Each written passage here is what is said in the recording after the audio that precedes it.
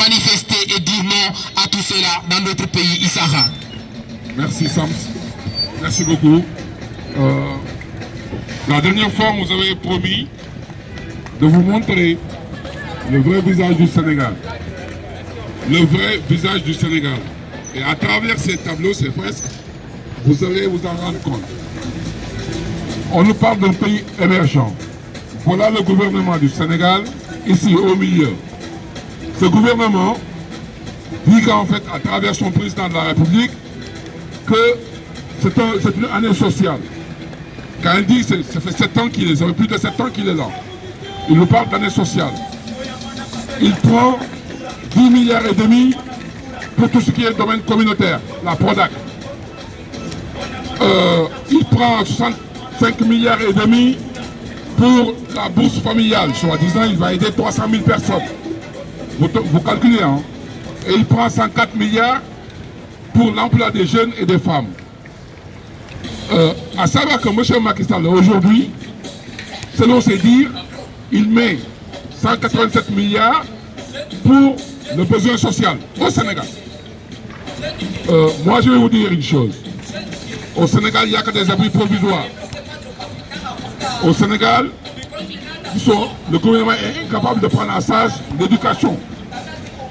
Au Sénégal, nous n'avons pas d'hôpitaux. À travers ces images, vous allez voir, ça c'est notre salle d'opération de haut niveau, haut de gamme. Vous voyez, le matériel est rouillé. Regardez les salles d'hospitalisation. Vous voyez, ce n'est pas nous qui parlons, c'est la triste réalité. Et quand on entend dire le président de la République qui dit qu'il met 187 milliards sur le domaine social, c'est un problème. Et il dit les 65 milliards, c'est pour juste 300 000 familles. Donc il leur donne 100 000 francs CFA par année, 100 000 francs CFA par année. Ça veut dire qu'en fait, il leur donne 25 000 CFA par trimestre, ce qui revient à 270 francs CFA jour. Pour que vous compreniez un peu, le problème c'est que l'euro, 1 euro égale 655 957 francs CFA. 1 euro. Et lui, il dit, en fait, il prend 100 000 francs CFA pour une année, pour chaque famille. D'accord? Donc, il les paye par trimestre. Et au jour le jour, c'est 270 francs CFA. Des centimes d'euros. À peu près 20 centimes. C'est aberrant. Et tout ça, c'est des mensonges. Parce qu'il parle de 65 milliards de francs CFA. Mais 100 000 francs CFA, il faut le dire en euros aussi. Ben, c'est quoi? C'est dans les 45 euros, 50 euros par année. Le mendiant, vous voyez là, les mendiants là, vous les voyez, les talibés, de 8h à midi, ils vont travailler pour 3 000 francs CFA. Et Macky Sall dit qu'il va aider les familles, il leur donne 270 francs. Je me demande, qu'est-ce qu'on peut acheter avec 270 francs CFA? C'est des mensonges. Au Sénégal, il y a 16 millions d'habitants. Écoutez bien. Parce que Macky Sall a dit qu'il met 104 milliards pour l'emploi des jeunes et des femmes. Au Sénégal, il y a 16 millions d'habitants et moins de 400 000 salariés publics privés. Moins de 400 000 salariés publics privés. Notre fonction publique, ils sont au nombre de 127 130. Les fonctionnaires au Sénégal. Et dernièrement, qu'est-ce qu'il nous a dit? Il nous a dit oui, la fonction publique lui coûte 1000 milliards. Donc moi, j'aimerais qu'on me dise comment 127 130 fonctionnaires peuvent bouffer 1 milliard, peuvent nous coûter 1 milliard de francs CFA par année. Moi, je me pose des questions. Nous sommes 16 millions d'habitants. Les fonctionnaires au Sénégal, c'est 127 130. Donc, je veux comprendre, Macky Sall, je veux que tu viennes nous dire comment ces 127 130 fonctionnaires peuvent nous coûter 1000 milliards par année. Explique-nous, monsieur Macky Sall. Parce que moi, je ne t'appelle pas président parce que tu es un parrain. Tu diriges une bande de mafia.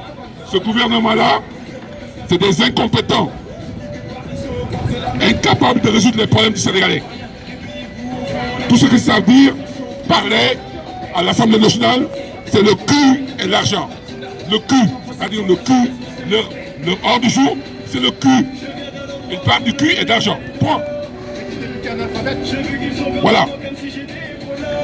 Et ça, quand vous lisez ça, ce tableau-là, ça, c'est le médiateur de la République qui a fait le tour du Sénégal et qui interroge son gouvernement. Je vais vous le lire, parce que c'est important. Il nous dit quoi? Il dit une profonde désolation m'habite. Depuis que j'ai commencé à consulter à l'intérieur de mon pays, le Sénégal. Je ne comprends pas et je ne comprendrai jamais. Et j'aurai certainement du mal à me l'expliquer comment les populations bien de chez nous, des citoyens et compatriotes à part entière, sont maintenus dans un état de dénuement total. C'est le médiateur de la République qui le dit. Il poursuit. Il dit aucune route. Il dit au-delà, pardon, au-delà de l'inaccessibilité, c'est plutôt l'incapacité de jouir des services communautaires de base. Il poursuit. Il dit aucune route, aucun service de santé, aucune voie d'accès. Dans la plupart des villages, aucune école. Dans cela, où il y a des écoles, juste 2 salles de classe. Aucun sanitaire, pardon, aucune clôture, que des abris provisoires. Vous voyez, les abris provisoires dont je parle là, vous voyez sur le tableau, c'est une réalité. C'est une réalité. On parle de l'émergence au Sénégal, on a de l'émergence des abris provisoires. C'est ça qui fait le gouvernement du Sénégal. Que des mensonges. Il poursuit. Il dit, dans des ordres énormes d'enfants, garçons et filles, entre 6 et 10 ans, non scolarisés, qui seront demain laissés pour compte et totalement laissés en rade par rapport au Sénégal de demain. Donc lui, il s'inquiète. Il dit, je me demande, où sont les autorités qui devaient s'ériger en bouclier auprès des populations et les mener vers le haut. Lorsque nous parlons d'émergence, c'est triste.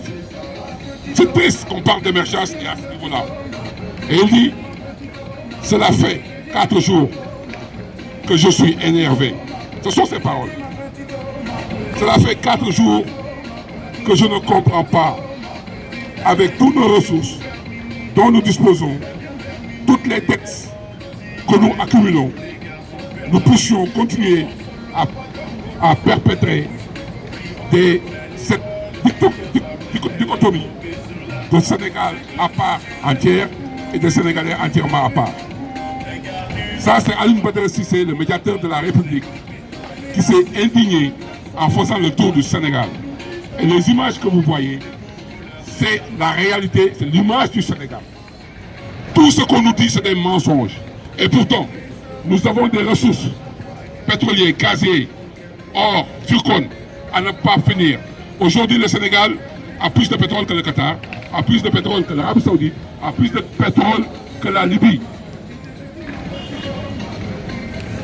Et nous sommes le 3e pays producteur de gaz mondial, sans compter les ressources minières. Le frère de Macky Sall et sa famille, ils nous ont piqué sur 2 blocs, parce que nous avons 14 blocs. Sur 2 blocs, 6 000 milliards de francs CFA. 6 000 milliards de francs CFA. En sachant que 1 milliard égale 1000 millions. 1000 millions. Et 1000 millions pour qu'un individu puisse le terminer, puisse le bouffer. Il faut qu'il dépense 54 750 par jour pendant 50 ans. 1 milliard. Et on nous dit qu'il y en a un, c'est le frère du président, il en a 6 000. Au Sénégal, vous ne voyez que des fonctionnaires milliardaires et des politiciens milliardaires. Le peuple meurt de faim. Ces images que vous voyez, c'est la réalité du Sénégal. Incapable de résoudre le problème de tertiaire et de secondaire, primaire et secondaire.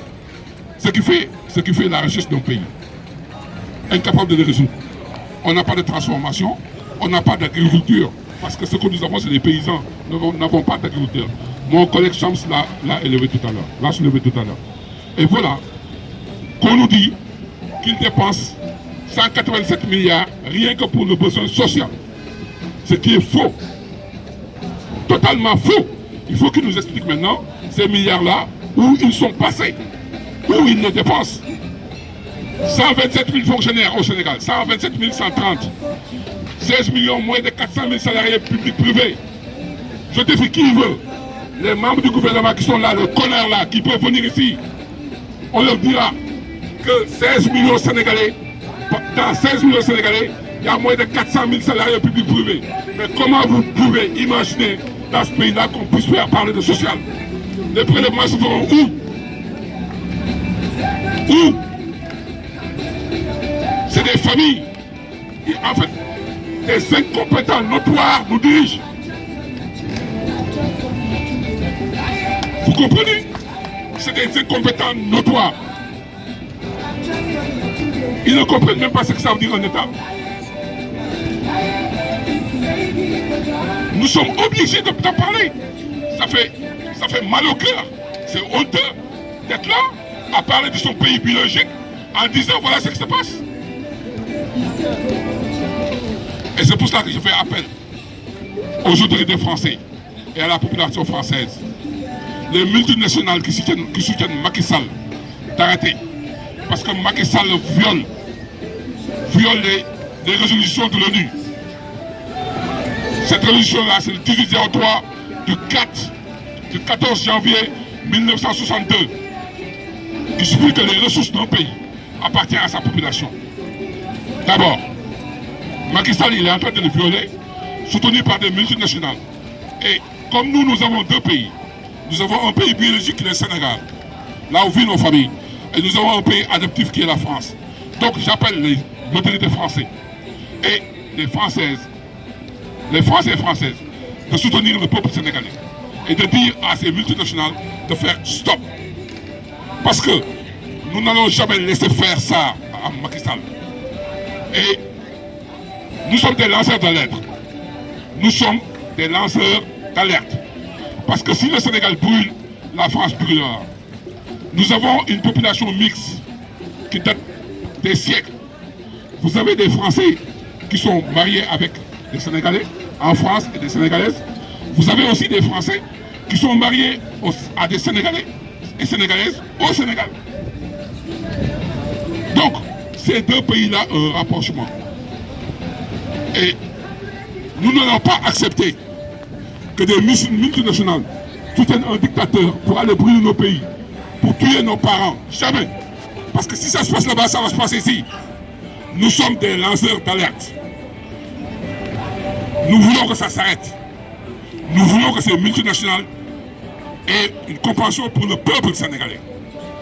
Parce que nous n'allons pas laisser faire ça. Si quelqu'un veut prendre la parole. Merci. Merci beaucoup. Effectivement, là, c'est la situation dramatique que l'on vit au Sénégal, qui est occultée par la France, entre autres, par Macron. C'est en fait un relais toujours de la France-Afrique, qui de tout temps a existé et continue d'exister. Des réseaux souterrains systémiques qui finalement violent toutes les lois internationales, finalement mettent en danger nos populations et qui occultent la vérité, en fait, qui essaient de faire la politique d'autruche, sombrant toujours dans le déni. Moi, j'ai une comparaison à faire qui est simple, qui est arithmétique. Voilà, la population de Sénégal fait 15 millions, ou plus grand, 16 millions d'habitants, sur une superficie de 200 000 km². Pour être très précis, 196 193 km². avec un fleuve de 1750 km, et on a déjà des problèmes d'eau, etc., etc. Bon, ceci dit, Paris fait à peine 12 millions d'habitants, et fait quoi, une superficie de 12 000 km². Comment pouvez-vous comprendre que les infrastructures ici à Paris, sur une superficie de 12 000 km² à peine, quand je dis Paris, c'est Paris et région parisienne, sur une superficie de 12 000 km², avec à peine 12 ou 13 millions d'habitants, hein, on arrive à avoir des infrastructures qui sont vraiment au top, si on peut le dire, et que le Sénégal, qui fait 11 fois plus en termes de superficie et de manière équivalente en population, soit dans ce désert aussi dramatique, aussi inconscient comme ça. C'est pas possible, c'est inimaginable de penser ça. Donc, quand vous faites cette petite comparaison, vous comprenez finalement le fossé qu'il y a entre le Sénégal, la réalité, et Paris, région parisienne. Tout simplement. Je vous laisse maintenant imaginer la suite des événements. Donc nous, on est là tous les vendredis. À l'heure actuelle, il y a une concomitance qui se passe au Sénégal. Il y a un défilé national justement de Art de Nubok au Sénégal en ce moment. Donc nous sommes ici en soutien avec nos populations là-bas. Il faut savoir que ça s'est fait de manière en tandem. Et d'ailleurs partout, que ce soit au Canada, que ce soit en Angleterre, que ce soit, je dirais même peut-être au Brésil, je ne sais pas, au Sénégal et dans d'autres pays, il y a effectivement cette concomitance qui se fait, donc des réunions que l'on fait à l'heure actuelle, ici et là-bas. Donc voilà, à l'heure actuelle, ce qui se passe, c'est que nous subissons les affres du développement. Quand on parle du développement, c'est un peu trop dire, en fait du sous-développement chronique qui se passe chez nous, de manière systémique. Nos ressources sont complètement volées. Moi, je suis biochimiste, spécialiste dans tout ce qui est alimentation. Je peux vous dire que, effectivement, je confirme ce que vous disiez. C'est la paysannerie au Sénégal. Il n'y a pas d'agriculture. Il faut que les choses soient claires. Donc ça, c'est un peu incroyable de voir ça. À l'heure actuelle, nous avons acquis des indépendances en 1960. J'ai 61 ans. Donc depuis les indépendances, je n'ai jamais vu effectivement une agriculture au Sénégal. C'est quand même incroyable de voir ça. On se demande comment on vit, comment on survit. Ben, c'est simple. Il y a tout simplement l'Europe qui envoie ses excès alimentaires au Sénégal, tuant finalement le peu d'agriculture, disons, la paysannerie que l'on a au Sénégal, donc orientant finalement la population vers des consommations occidentales, avec tout le lot que ça génère en termes de maladies cardiovasculaires, etc., etc. Je ne vais pas sous les détails des problèmes, médicaux qui en suivent. Et sachez une chose, c'est que nous, on a en plus, comme disait mon ami, nous sommes dans l'émergence, nous n'avons pas des hôpitaux qui effectivement peuvent prendre en question notre santé publique. Si vous n'avez pas d'argent, vous mourrez aux portes des hôpitaux, c'est une réalité. Mon frère est médecin, gynécologue, je peux vous le dire, il vous le dit, il vous confirme. Vous mourrez aux portes Et ensuite, quand vous avez le peu d'argent que vous avez, que vous payez un médecin, structure publique, vous payez un médecin, il vous fait une ordonnance, vous n'avez pas de quoi acheter le médicament. Vous vous rendez compte à quoi ça sert d'aller voir un médecin? Et pourtant, nous avons des élites qui ont été formées. Nous étions les meilleurs médecins de l'Afrique noire, il faut le dire. Hein, nous avons une des plus prestigieuses universités, Cheikh Anta Diop à l'heure actuelle, où nous avons des cadres qui sont malheureusement, on a une phagocytose finalement de toute l'intelligentsia sénégalaise et finalement un détournement de la pensée vers des choses, entre parenthèses, peut-être nulles, c'est-à-dire des futilités, on parle beaucoup de futilités, et la réalité du terrain, on l'occulte. Hein. Donc voilà, c'est quand même une désolation qui se passe au Sénégal, et pourtant on a toutes les richesses. Le fer, on l'a. L'or, on l'a. Les ressources halieutiques, on l'a. Le zircon, on l'a. Les phosphates de Taïba, on l'a, etc., etc. Le Sénégal est une richesse en elle-même. Et nous sommes, nous Sénégalais, une pauvreté ignoble. Comment? Mais c'est incroyable, tout est cher, madame. Oui, mais c'est un problème structurel africain. Absolument, absolument. Mais là, nous combattons par rapport au Sénégal, par rapport aux deniers qui sont volés. En l'occurrence ici, comme disait mon ami, sur 2 blocs, 10 milliards de dollars. Vous imaginez ce que c'est que plus 6 000 milliards, vous vous rendez compte? Donc c'est quand même... voilà. J'en perds mes mots, je sais quoi dire. C'est une situation qui est dramatique, qui est choquante. Et ça entraîne quoi? Ça entraîne son lot d'émigration. Hein. Nous tous qui sommes là, qui étaient venus dans l'intention de faire des études tout simplement et de retourner chez nous pour pouvoir servir nos pays, parce que nous avons une dette vis-à-vis de notre pays qui nous a emmenés ici. Nos bourses sénégalaises, ça a été le fruit des labeurs du peuple sénégalais. Eh bien malheureusement on est là depuis maintenant bientôt 40 ans, me concernant, 30, 20, etc.